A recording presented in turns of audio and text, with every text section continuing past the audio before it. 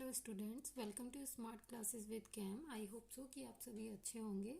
तो आज हम क्लास 12 केमिस्ट्री का चैप्टर नंबर 10 डिस्कस करने वाले हैं। डे 1 हेलो एल्केन्स एवं हेलो एरीन्स। ओके, तो चलिए वीडियो को स्टार्ट करते हैं। हेलो एल्केन्स क्या होते हैं और हेलो एरीन्स किस तरीके से काम करती है। एलिफेटिक हाइड्रोकार्बन और एरोमेटिक हाइड्रोकार्बन के हाइड्रोजन परमाणु का हेलोजन परमाणु द्वारा प्रतिस्थापन होने से alkyl halide halo alkane, aryl halide hello arene बनाते हैं। ओके, तो सबसे पहले हमें हेलो एल्केन के बारे में पता होना चाहिए कि ये क्या होता है। तो हेलो देखिए, हेलो मीन्स नोट पॉइंट करके मैंने लिखा हुआ है कि ये हेलो एक्स ग्रुप होता है आपका, जिसमें फ्लोरीन, क्लोरीन, ब्रोमीन और आयोडीन आते हैं। ओके, नेक्स्ट क्या है एल्केन और एरीन। एल्केन क्या होती है, एलिफेटिक होती है, जिसे आप ओपन चेन या खुली श्रृंखला भी बोल सकते हैं, जो होती है C2H5 CH3 C3H8 की फॉर्म में होती है। नेक्स्ट क्या है hello arene. Hello arene aromatic होती है, जो कि बंद श्रृंखला होती है। इस तरीके से एक रिंग होती है, इस रिंग को हम बेंजीन रिंग बोलते हैं। ओके, ये पेंटागोनल फॉर्म होती है, ये भी एक रिंग है।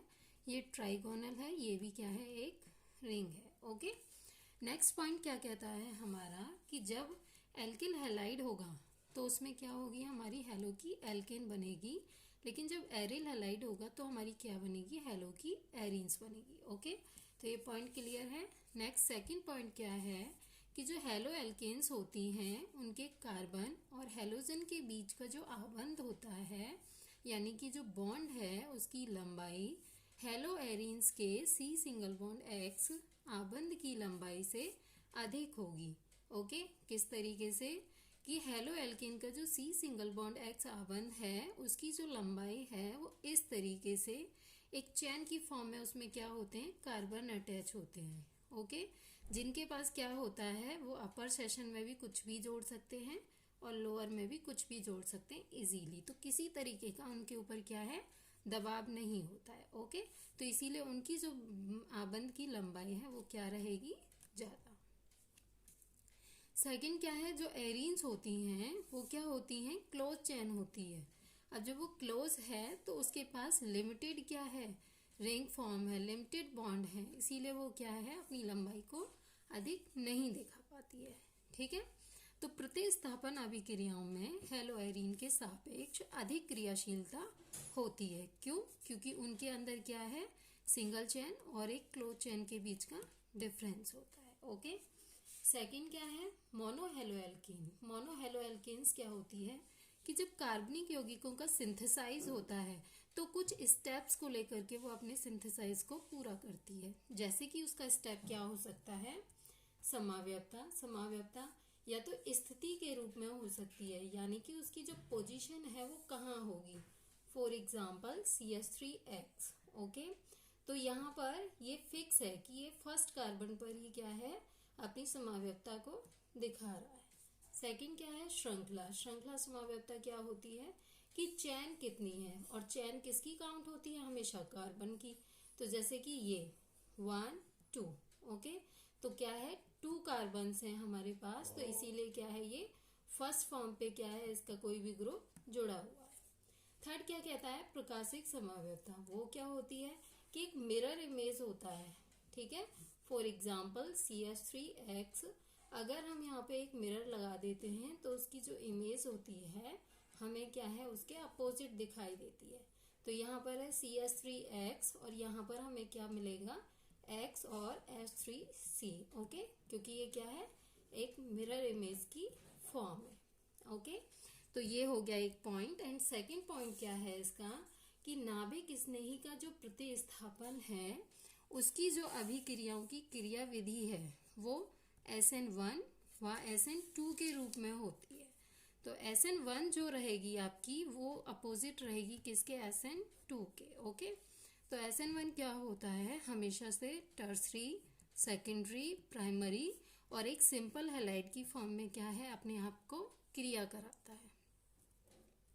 सेकंड क्या है कि SN2 क्या कहता है कि मैं सबसे पहले अपने लिए एक हैलाइड का ग्रुप लूंगा, उसके बाद मैं प्राइमरी, फिर सेकेंडरी और फिर मैं टर्सरी के रूप में क्या है काम करना शुरू कर दूंगा। ओके, तो ये मोस्ट इम्पोर्टेंट है यहाँ पर कि जो नाभिक स्नेही प्रतिस्थापन अभिक्रिया है वो दो ही फॉर्म में होती है, एक आपकी SN1 और एक आपकी SN2। ओके, इसका थर्ड पॉइंट कहता है कि हैलोजन के सापेक्ष प्रतिस्थापन अभिक्रियाएं जो हैं वो इस तरीके से होनी चाहिए, उनका क्रम। सबसे पहले कोई भी यहाँ पे ग्रुप हो सकता है। ओके, चाहे वो ग्रुप एल्केन का हो या फिर वो एरिल का हो, साथ में क्या होना चाहिए, आयोडीन, फिर next bromine, next chlorine, next fluorine. Okay, तो उनकी जो क्रियाशीलता का क्रम है हैलोजन के सापेक्ष वो कैसा रहेगा, आयोडीन, ब्रोमीन, क्लोरीन और फ्लोरीन के रूप में। ओके, ये थे इसके मोस्ट इम्पोर्टेंट पॉइंट्स कि हेलो एल्केन्स के लिए उसकी जो हाइड्रोजन की बॉन्डिंग है वो किस तरीके से बनेगी और उसका जो ऑर्गेनिक कंपाउंड का जो सिंथेसाइज है वो समाव्यक्ता के लिए, नाभिक स्नेही प्रतिस्थापन अभिक्रियाओं के लिए और साथ ही हैलोजन के सापेक्ष प्रतिस्थापन अभिक्रियाओं के लिए बनेगा। ओके, इसी के साथ हम यहाँ पे डिस्कस कर लेते हैं इसके फॉर्मूले को। फॉर्मूला क्या होता है, CnH2n+1x। ओके, जिसमें n आपके पॉलीएटॉमिक होते हैं, कितने भी हो सकते हैं, 1 2 3 4 आउटर। ओके, H2n, तो यहाँ भी n सेम है, 1 2 कितने भी हो सकते हैं, +1 करके आप इसके हैलोजन को यहाँ पे लिख सकते हो। ओके, तो इसका हैलोजन आपको पहले ही बता दिया है मैंने वहाँ पे कि फ्लोरीन, क्लोरीन, ब्रोमीन और आयोडीन की फॉर्म में होता है। ओके, तो अब ये नेक्स्ट क्या है, प्राइमरी, सेकेंडरी और टर्सरी। अगर आप इस फॉर्मूले को लिखना अगर अच्छे से सीख जाते हो तो उसके बाद क्या है, आपको किसी भी प्रकार से प्राइमरी, सेकेंडरी और टर्सरी को आइडेंटिफाई करने में कोई भी प्रॉब्लम नहीं आएगी। ओके, तो प्राइमरी क्या होता है, उसमें सिर्फ एक ग्रुप होगा आपका। Okay, then CH2 single bond X। Okay, ये प्राइमरी के लिए इसका फॉर्मूला रहेगा। सेकेंडरी के लिए फॉर्मूला R क्या होगा, 2 हो जाएगा और हाइड्रोजन क्या है, एक कम हो जाएगा क्योंकि यहाँ पे एक ग्रुप ऑलरेडी और जुड़ा है। Okay, single bond X। Tertiary के लिए R3 हो जाएगा और कार्बन के पास में कोई भी हाइड्रोजन नहीं बचेगा। ओके, और उसके पास अपना क्या है, खुद का हैलोजन ग्रुप रहेगा। ये सिर्फ फॉर्मूला एल्किल हैलाइड के लिए डिस्कस किया गया, ना कि एरिल हैलाइड के लिए। ओके, तो ये थे इसके बेसिक से पॉइंट्स एंड साथ ही हम इसके यूजेस के बारे में बात करेंगे कि उपयोग क्या होते हैं, क्योंकि अगर हमें उसके यूजेस के बारे में पता रहेगा तो हम चैप्टर को इजीली क्या है आइडेंटिफाई कर पाएंगे और हम उसे पढ़ने में इंटरेस्ट भी ले पाएंगे। ओके, तो देखिए इसके यूजेस क्या होते हैं। फर्स्ट ऑफ ऑल, सूक्ष्म जीवियों द्वारा उत्पादित कुछ हमारे माइक्रो ऑर्गेनिजम्स होते हैं जो कुछ प्रोडक्ट को प्रोड्यूस करते हैं, जैसे कि क्लोरोमाफेनिकॉल क्लोरीन युक्त एक एंटीबायोटिक होती है जिसका जो यूज होता है वो किस में होता है, टाइफाइड में होता है। ओके, सेकंड, आयोडीन युक्त हार्मोन्स जिसका थायरोक्सिन की फॉर्म में यूज होता है। आयोडीन युक्त हार्मोन्स का मीन्स आप उसे थायराइड बोल सकते हैं, जिसे कॉमन लैंग्वेज में घोंघा रोग भी बोला जाता है, जो कि आयोडीन की कमी से होता है। ओके, नेक्स्ट, संश्लेषित हैलोजन यौगिक यानी सिंथेसाइज हैलोजन का जो कंपाउंड है वो आपको क्लोरोक्विन, जो कि मलेरिया के लिए एक एंटीबायोटिक का काम करती है। ओके, जब भी मलेरिया होता है तो डॉक्टर हमें उसमें एक प्रिस्क्रिप्शन के रूप में हमें क्या देता है, क्लोरोक्विन नाम की एंटीबायोटिक ट्रीट कराता है। नेक्स्ट क्या है, हेलोथेन। हेलोथेन ऑपरेशन थिएटर शल्य चिकित्सा के अंदर हमें दिया जाता है एक तरीके से एंथेसिया के लिए, ताकि हमें किसी भी प्रकार के इंस्ट्रूमेंट को देखकर कोई भी डर ना लगे और हमारी बॉडी जो है वो अनकॉन्शियस हो जाए। नेक्स्ट, फ्लोरीन युक्त यौगिक, ये भी हमें ओटी में ही दिया जाता है, लेकिन इसका जो वर्क रहता है वो क्या रहता है, थोड़ा सा डिफर रहता है कि ये जब हमें दिया जाएगा तो इसका मीन्स रहेगा कि रक्त को प्रतिस्थाई करना, मीन्स ब्लड के फ्लो होने से उसको रोकना, क्योंकि अगर ओटी के अंदर ब्लड अधिक मात्रा में फ्लो होगा तो उससे उस पेशेंट के जान तक जाने के क्या होती है, चांसेस होती है। तो इसीलिए सबसे पहले क्या है, फ्लोरीन युक्त उसको कोई भी कंपाउंड का, चाहे वो एंटीबायोटिक हो या फिर आप बोल सकते हैं कोई इंजेक्शन हो, तो जो भी अवेलेबल होगा वो उसको सबसे पहले जरूर देंगे। ओके, तो ये इसके यूजेस थे। अब हम बात करेंगे सेकंड पॉइंट इसके वर्गीकरण के बारे में। ओके, इसका जो वर्गीकरण रहेगा वो हम दो प्रकार से करना बताएंगे। नंबर एक, हैलोजन परमाणुओं की संख्या के आधार पर। ओके, हैलोजन परमाणुओं की संख्या क्या होती है, कितने हम हैलोजन यूज करेंगे उतनी ही क्या रहेगी हमारी जो एल्केन है या एरीन्स है वो हमारे लिए एक नंबर काउंट कराएगी। ओके, तो हैलोजन परमाणुओं की संख्या के आधार पर क्लासिफिकेशन क्या होता है, C2H5X। ओके, इसमें सिर्फ हमारे पास एक हैलोजन है तो इसीलिए ये क्या कहलाएगा, मोनो। ओके, अब ये रिंग तो है नहीं है तो इसीलिए क्या है, एल्केन है। तो कंप्लीटली हम इसे क्या नाम देंगे, monohaloalkanes. Okay, second क्या है कि अगर हमारे पास दो हेलोजन हो, ठीक है, CH2 single bond X, CH2 single bond X, अगर हमारे पास दो हेलोजन है तो हम उसके लिए उसको नाम देंगे डाई हेलो एल्केन। थर्ड, अगर हमारे पास 3 हो, 4 हो, 5 हो या पॉलीएटमिक कितने भी हों तो हमने क्या करना है, सिर्फ हेलो एल्केन्स के सामने जितने भी हमारे हेलोजन होंगे उनको हमने लिख देना है। ओके, 3 हेलोजन है तो हम क्या लिखेंगे, ट्राई हेलो एल्केन्स। ये हो गया आपका एल्केन्स के लिए। नाउ एरीन्स के लिए, ये बेंजीन रिंग है आपकी। ओके, इस पर सिर्फ क्या है, एक हेलोजन है, और जब एक हेलोजन है तो ये क्या कहलाएगा, मोनो हेलो एरीन्स। अगर हम दो हेलोजन को कैरी कराते हैं तो क्या कहलाएगा, ये डाई हेलो एरीन्स। और अगर हम क्या है, 3 हेलोजन को कैरी कराते हैं तो ये क्या कहलाएगा, ट्राई हेलो एरीन्स। ओके, तो ये क्लासिफिकेशन था हेलोजन परमाणुओं की संख्या के आधार पर। जितने हेलोजन होंगे उतने ही क्या होगी, ये काउंटेबल हो जाएगी, मोनो से लेकर के डाई, ट्राई, और लास्ट में अगर हम क्वांटा या फिर क्वाड नहीं करें तो हम सिर्फ एक शब्द बोल सकते हैं उसके लिए, पॉली। ओके, तो पॉली हेलो एरीन्स। तो ये नंबर फर्स्ट हेलोजन परमाणुओं के आधार पर।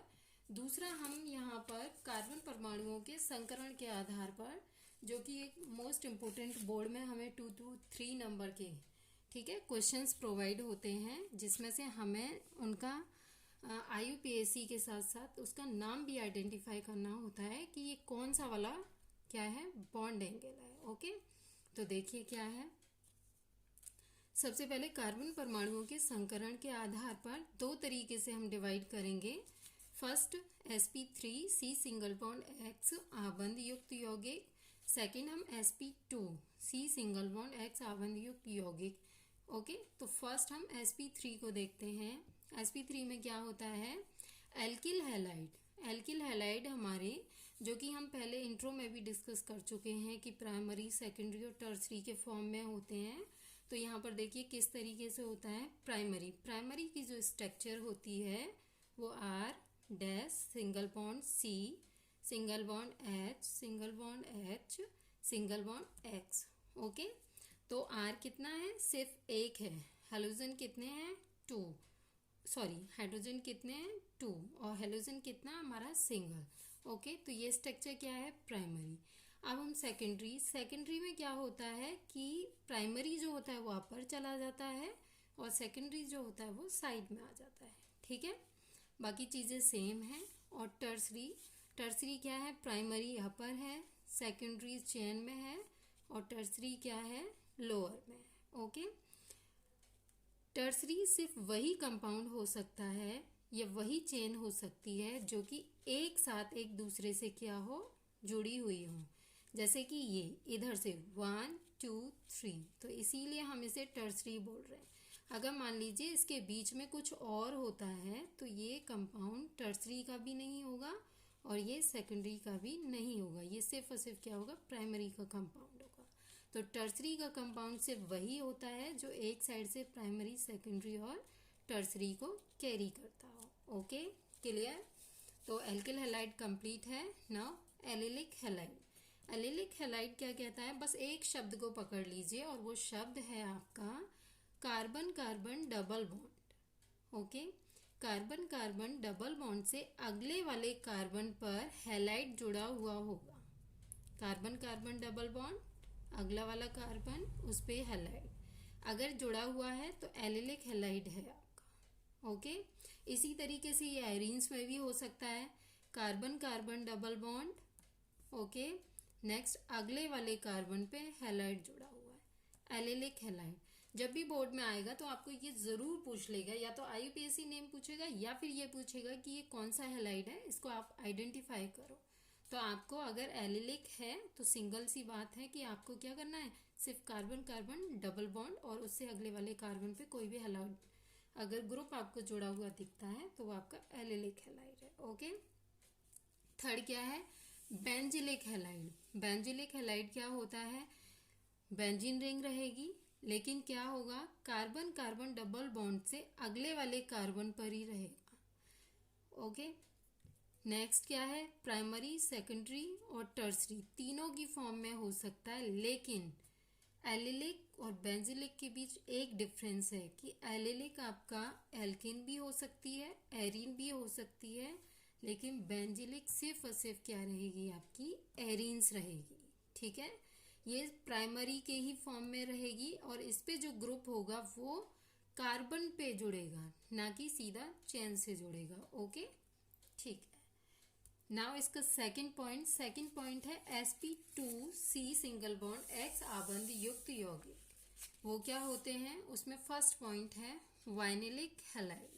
वाइनिलिक हैलाइड क्या होता है, कार्बन कार्बन डबल बॉन्ड से अगले वाले पे हैलाइड है, कार्बन नहीं है, सिर्फ क्या है, हैलाइड है, ओके।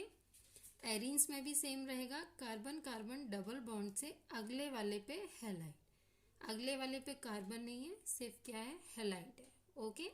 तो ये रहेगा आपका vinylic halide. Next aryl halide.